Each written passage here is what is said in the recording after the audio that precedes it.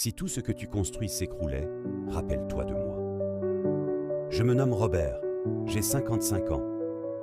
Et si je décide de raconter mon histoire aujourd'hui, c'est parce que je souhaite, du fond du cœur, que personne ne répète mon erreur. Je suis un père, un époux, un homme qui a longtemps travaillé avec ses mains et son esprit.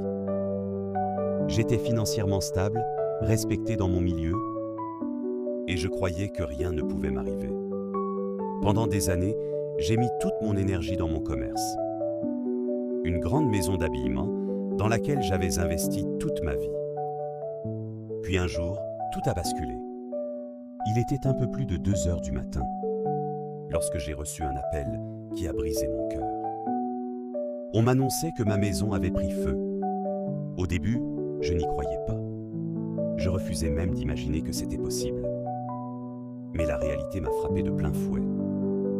Tout ce que j'avais construit venait de partir en fumée.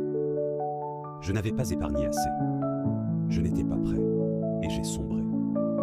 J'ai commencé à boire, à fumer, pensant que cela allait apaiser ma douleur. En vérité, je me détruisais. Je me suis laissé tomber si bas que les gens ont commencé à dire que ma richesse venait de pacte. Comme si perdre tout ne suffisait pas. Il fallait encore supporter la langue des hommes. J'ai beaucoup pleuré. Beaucoup. Mais un jour, au milieu de ma souffrance, une petite voix a murmuré en moi. Robert, ce n'est pas fini. Lève-toi. Alors je me suis levé. J'ai retroussé mes manches. Avec mes enfants, nous avons commencé petit. Vente de jus en bouteille, d'eau, de tout ce qu'on pouvait pour survivre.